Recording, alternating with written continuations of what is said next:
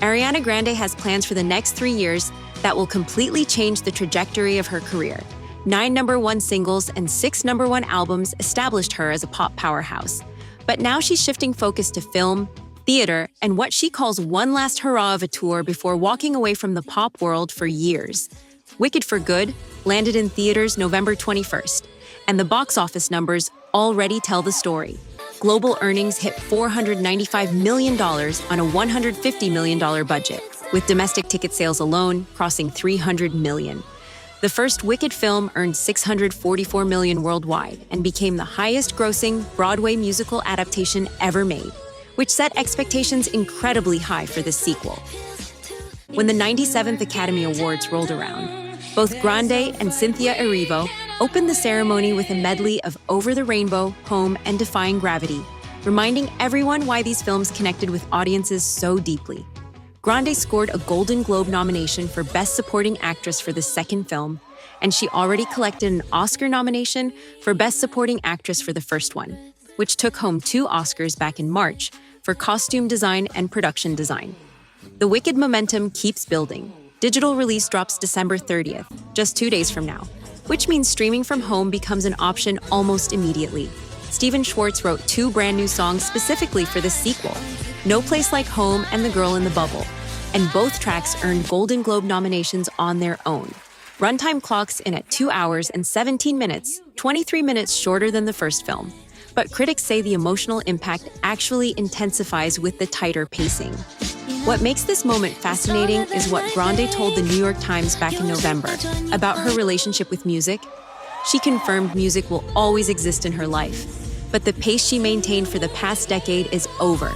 Fame stripped joy out of pop music for her, and she described something dangerous that arrives when your dreams come true, something nobody warns you about or prepares you for.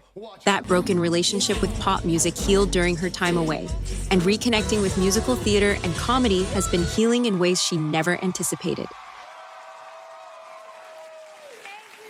Thank you very much. It's fast, fast, fast, slow.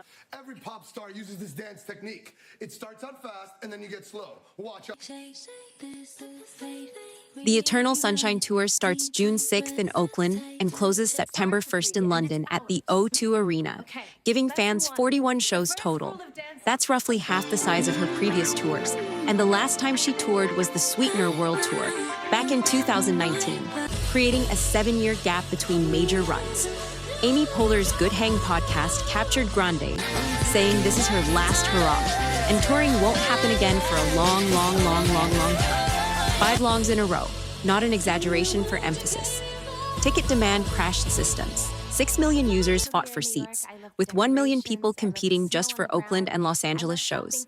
New York drew 300,000 fans trying to secure tickets. Austin pulled 230,000. Both Ticketmaster and SeatGeek crashed during pre-sales, and resale tickets immediately appeared at prices ranging from $780 up to over $7,000 for LA venues. Grande called those resale prices not right and said the whole situation incredibly bothers her. She specifically opted out of dynamic pricing to keep costs down for fans, while Ticketmaster and Live Nation face a federal trade commission lawsuit for bait-and-switch advertising, junk fees, and enabling ticket brokers to game the system. Her film schedule is absolutely loaded. Focker In-Law arrives November 25th, 2026, claiming that prime Thanksgiving weekend slot, and this project showcases her comedy abilities in a completely different way. Olivia Jones is the character name described as the ball-busting fiancé of Greg and Pam's son Henry, and production already wrapped after running August 18th through November 1st in New York City. Ben Stiller, Robert De Niro, Owen Wilson, Terry Polo, and Blythe Danner all return to the franchise, with Skylar Gisondo stepping in as Henry Focker and Beanie Feldstein joining the ensemble. Ben Stiller praised Grande at the September Emmy Awards, calling her such a pro, so funny and amazing, adding that she's creating a very unique character. Grande herself told Amy Poehler that her character competes in triathlons, and one day of filming had her doing burpees and high knees alongside Robert De Niro, making her question what movie they were even making. The franchise history matters here because the previous 3 Focker films grossed $1.13 billion globally, setting massive expectations for this 4th installment. Producer Jane Rosenthal explained the generational shift perfectly, noting that Ben Stiller now matches the age Bob De Niro was during the first film. His kids have grown up, and the story centers on them coming home to meet the parents. Halloween 2026 brings American Horror Story Season 13 to FX, marking Grande's return to Ryan Murphy's creative universe. Scream Queens featured her back in 2015 as Chanel No. 2, but this marks her first appearance in the actual Horror Story anthology series. The announcement dropped October 31st, 2025, with a teaser video featuring Vera Lynn's I'll Be Seeing You, and that iconic Madison Montgomery line, "Surprise, bitch. I bet you thought you'd seen the last of me." Sarah Paulson, Evan Peters, Angela Bassett, Kathy Bates, Emma Roberts, Jessica Lange, Billy Lord, Gabourey Sidibe, and Leslie Grossman are all returning. And that cast list is significant because Jessica Lange, Angela Bassett, Kathy Bates, and Gabourey Sidibe haven't appeared since Season 8 Apocalypse premiered in 2018. Fan speculation already centers on a possible Coven World revisit from Season 3, given how many cast members from that storyline are coming back.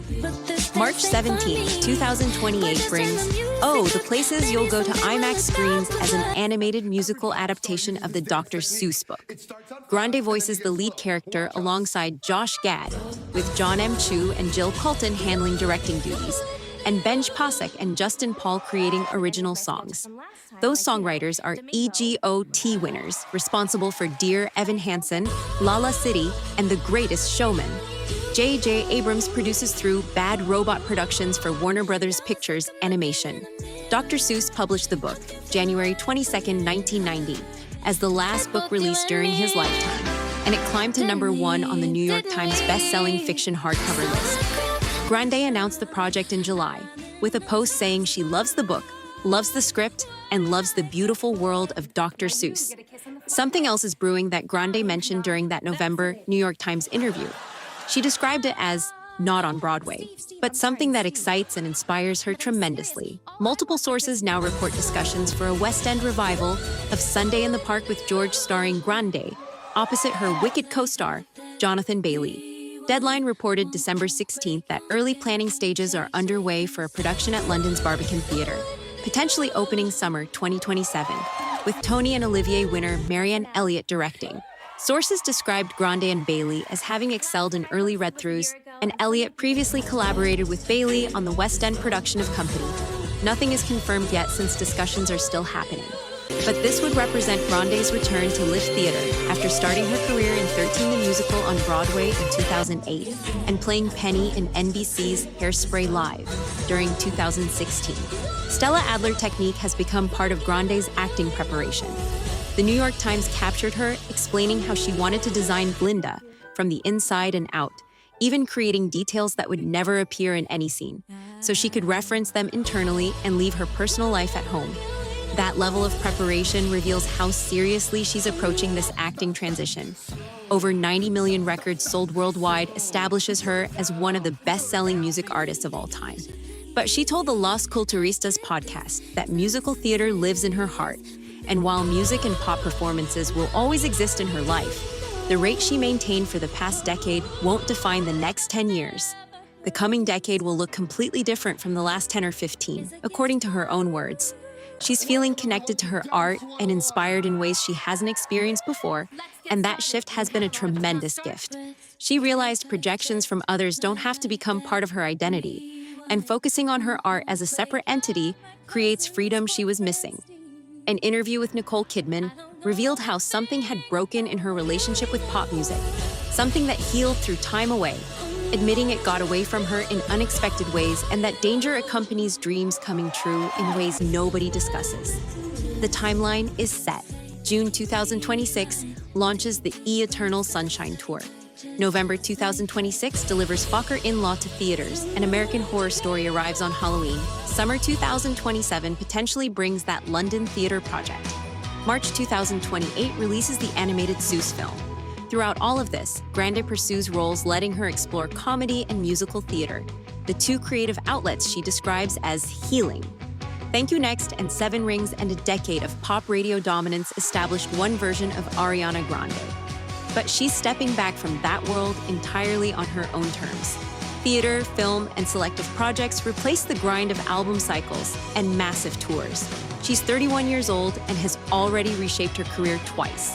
From Nickelodeon star to pop icon to this third act as a serious actress and theater performer.